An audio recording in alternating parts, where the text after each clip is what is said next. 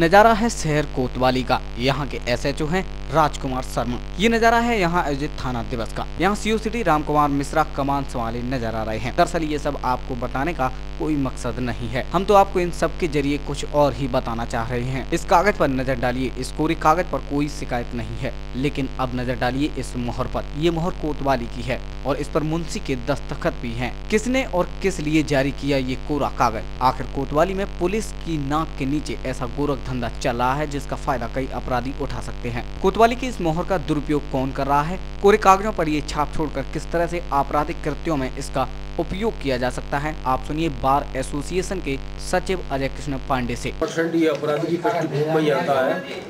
इस तरीके से अगर कोतवाली के अंदर कागज आगे पुलिस वाले दे रहे हैं तो 100% अपराध कर रहे हैं। ये फॉल्स एविडेंस देना एक गंभीर अपराध है। इस तरीके के पेपर में अक्सर लोग आपराधिक घटनाओं की सूचना बैक डेट में रिसीव, किसी का मोबाइल खो जाता है, किसी की राइफल, किसी की कोई चीज़ अगर खो जाती है तो इसकी सूचना देके रिसीविंग करा सकते हैं। और ये माना जाएगा अगर हमने आपको कोई सूचना दे दी है तो ये माना जाएगा कि इस डेट के अंदर हमने आपको सूचना दी है, क्योंकि इस पर डेट भी पड़ी हुई है पर्टिकुलर और थाने की मोहर लगी हुई है। तो ऐसे पुलिस वालों के प्रति जो इस तरीके का अपराध कर रहे हैं, यहाँ के जो जिम्मेदार अधिकारी हैं, चाहे वो एसपी हो, सीओ हो, एडिशनल एसपी हो, उनको गंभीर रूप से कार्रवाई करनी चाहिए और मेरे ख्याल से थाने के अंदर उन्हें हटा देना चाहिए। ना नाजे करें, जो भी पनिशमेंट दे सकते थे, क्योंकि एक गंभीर अपराध की श्रेणी में आता है अगर इस तरीके के पुलिस वाले जारी कर रहे हैं। निश्चित तौर पे वो एक मोटी रकम लेके इस तरीके के कागज दस्तखत करके दे रहे हैं, ये कानूनी रूप से वैध नहीं है और इसको नहीं करना चाहिए।